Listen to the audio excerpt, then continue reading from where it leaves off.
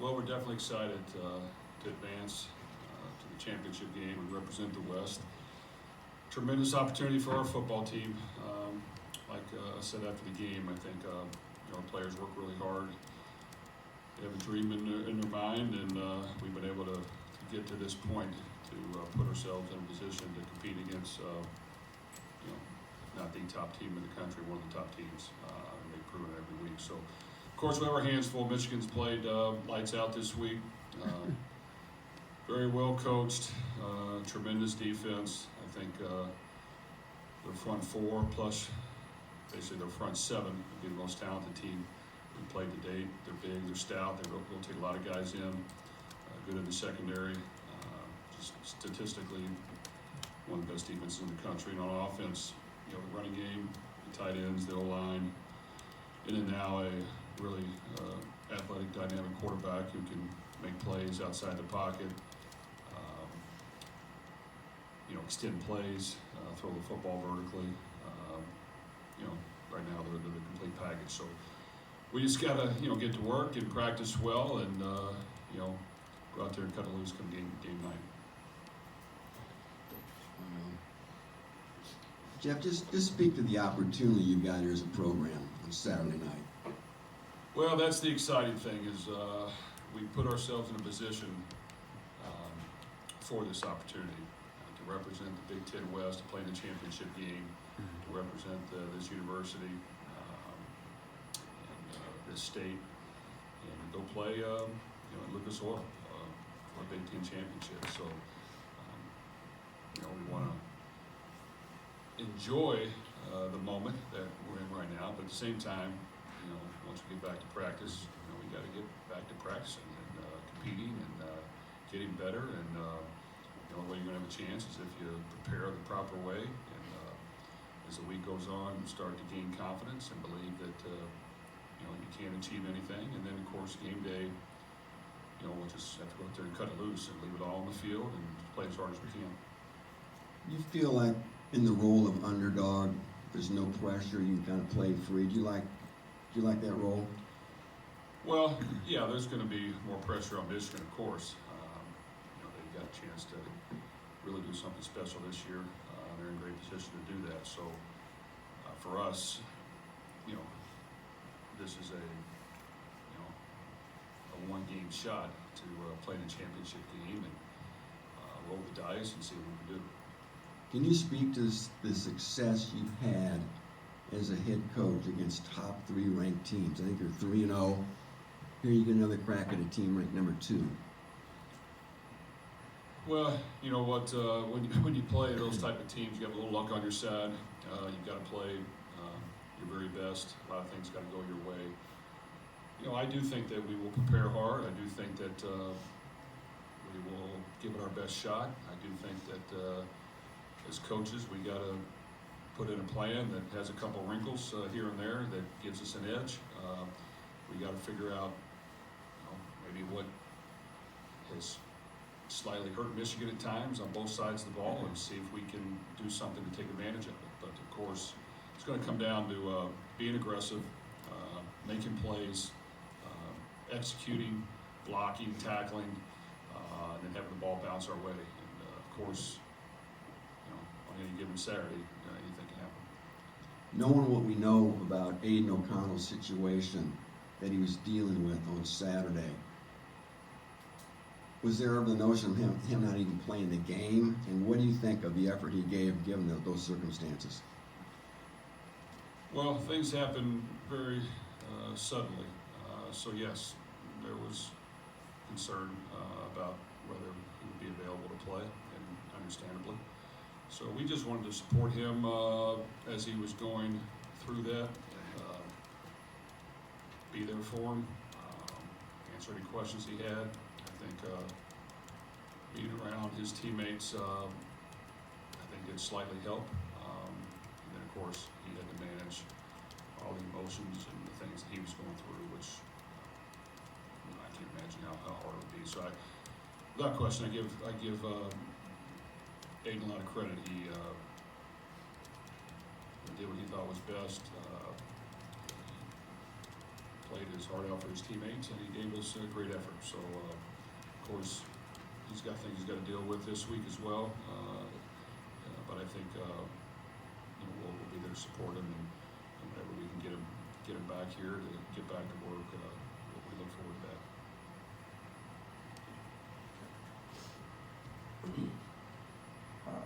Yeah, Coach, this is the first meeting between Purdue and Michigan since your first year here, 2017.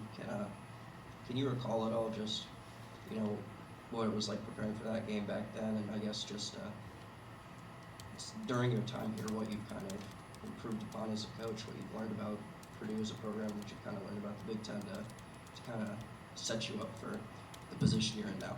Well, I remember that game very vividly. I think that they're coming in with a stout defense once again. They weren't as dynamic on offense at the time, so we thought if we could figure out a way to shut them down on offense and create a couple scores, we might have a chance. I think we started playing the trick play and picked up some yards and hung in there for a while, but then they pulled away at the end. I think they've definitely elevated their game the last 2 years, and they're playing lights out right now. So for us, we just have tried to continue to get better. And I think as you play the Big Ten, you've got to become a complete team to win. Doesn't matter what you can do on offense. You have to play really good, sound defense. You have to be stout. You've got to be able to run the ball at certain times, at least, and move the chains that way and get yards that way due to a lot of things, defensive structure, weather, you name it. And you've got to still have explosive plays and be able to score when you need to. I just think that, and also special teams has to do their part. But I just think all three segments have to play well in order to win in this conference. There's a lot of parity. There's a lot of really good football players and good coaches. And we've tried to gradually help all three segments get better so that we can perform and win football games. And then you mentioned it already, but a little bit already, the Michigan running attack. Brohm has been playing as well as any running back in the country. He's been dealing with an injury, so I'm not sure, of his status or whatever for this upcoming week. But they have a backup running back in Donovan Edwards that's played really well last week as well. Just what are the challenges for your defense in dealing for not one great running back, but potentially two, and how they kind of compare to some of the running backs you've played this year? Well, I think both these running backs are two of the best in the country, and they've proven that week in and week out. They've got a great offensive line. They play a bunch of tight ends. They get in running sets, and then you throw in an athletic quarterback that can pull it at any point and run. Now you got to account for him. So that creates a lot of problems, and it will be very challenging for us. So we have to figure out a way to be physical at the point of attack, put enough guys in the box to be able to stop the run, but yet you can't abandon covering the pass, because they took advantage of that this past game against Ohio State. They did a lot of big plays. That was it. That's why they were able to score a lot of points. They had big plays in the passing game. They had big plays in the running game. And we have to eliminate the big plays. I think if you watch Michigan's defense, and we watched a lot this morning, there's not many big plays there. So they do a great job of not allowing the big play and making you earn it and work all the way down the field. And so that's going to be a challenge for us. Continuing on their defense, they've been among the best teams in the Big Ten in getting after the quarterback, but at the same time, your offensive line has done a good job protecting Aiden this season. In what aspects do you feel like your offensive line might have an edge there in trying to give you guys an advantage there offensively? Well, when you say edge, I don't know if that probably is a good word. I mean, they're very, very talented. Most talented defense we're faced today. Definitely the most talented front four / front seven. So we'll have our hands full there. So we've got to be able to negate that in different ways. And that's having a balance, a mixture of getting it out quick, screen game, moving the pocket, running the ball different ways, find a way to throw it deep, but protect long enough. But yes, we can't allow the sacks and the negative plays and the interceptions, and that's going to be critical for us. Other questions?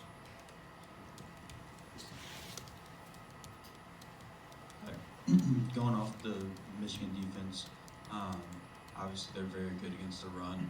You guys have kind of used Devin Mockaby in those little swing routes out of the backfield. Are those kind of an extension of the run game for you guys? Is that how you look at it? Well, it probably is. I mean, we want to make sure, and I thought we did a better job in the second half, that we at least allow our playmakers the ability to touch the ball. So that, of course, right now Charlie has played outstanding, Penny Durham, Devin Mockenby, and then the others have been compliments off him. And we've got to use them all.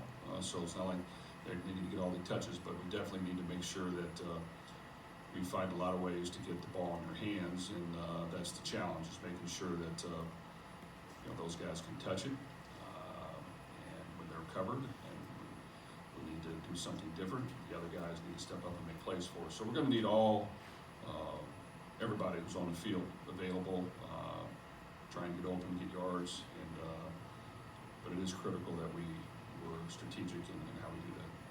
You guys have played in a lot of big games over the last few years, but nothing to this level, Big Ten championship in Lucas Oil. Do you think this environment could impact the guys in any way?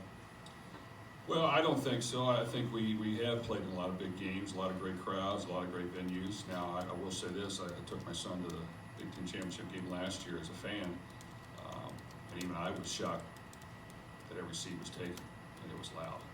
And I mean, every seat was taken. I then took him to the national championship game with Georgia and Alabama, and it was louder, more crowded than the Big Ten championship game. So it will be a tremendous environment. It'll be a lot of fun for our players and the teams, and it'll be a tremendous amount of fun for the fans, I think, to experience a game of that venue. So of course, we'll just have to relax and cut it loose and let it all hang out. Now, a lot of these seniors in particular, in 2019-2020 seasons, you guys had a bit of a rough stretch. What does it say about them that they've been able to weather the storm and have great success over these last 2 years? Well, we've got a great group of guys. It's their football team. They've earned the ability to get to this game by being able to handle adversity, and that's what you got to do. I mean, every football team has to do it, so it's not just us. But we're going to have some ups and downs, and we're going to have some gut-checking moments every year. That's just part of it. But I just think when that happens, the head coach, the assistant coach, and the players got to maintain their belief, but understand, hey, these are the things we're going to have to tweak and figure out a way to get better at, and then see if we can get that done the next week. And every week it's different. And the thing is, even when you win, you better be figuring out some things as well, because you're not guaranteed to win the next week. So that's the challenge of this conference, and what makes it great. Makes it great for us is, 1 week you can be feeling good, and the next week or two you can be feeling real low, and that's just part of the every year challenge during the season that we have to be able to handle it in the best way we can with a working attitude and the ability to have constructive criticism and find ways to get better. Jeff, you talked about the offensive line, and I think when you got here, that was the group that was maybe behind the other position groups. You did some things with gadget plays and transfers and tried to patch holes, but how has the growth of that unit allowed you to get to the point now where you're talking about opening up the playbook and being able to do some different things that maybe 6-5 years ago you didn't have that option because you couldn't hold the blocks long enough?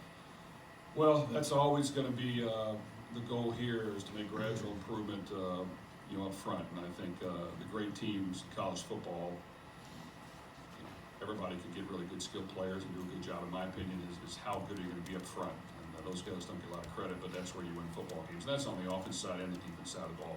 I do think we have developed better depth. We've been able to handle 3 of our best offensive linemen not being able to play for us and patch things up. Now we need to continue to build the depth still because it is getting thin, and we now need to continue to improve the guys we have and then continue to adjust the roster. But I do think the defensive line, we have gained more depth. That has helped us.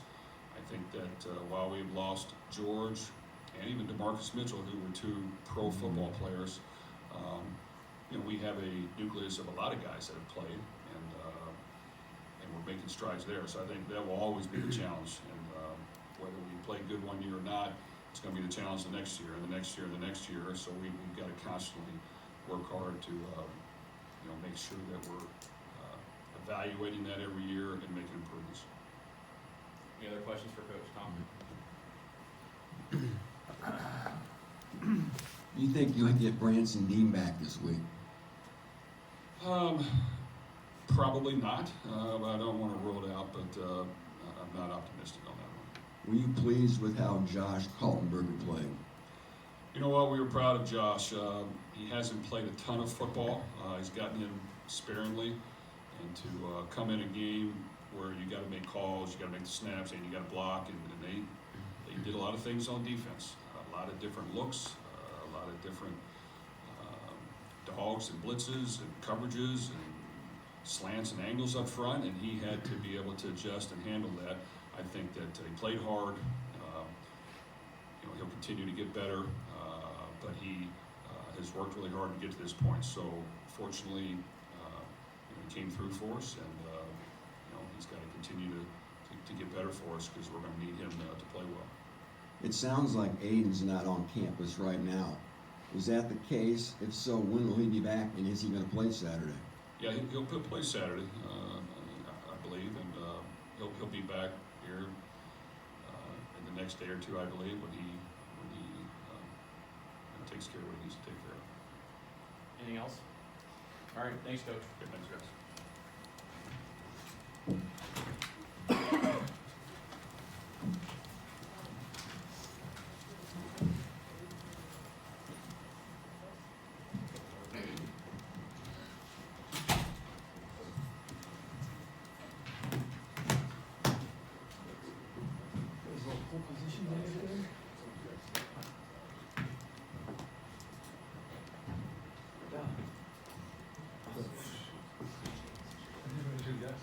Yeah, I got here the last few minutes.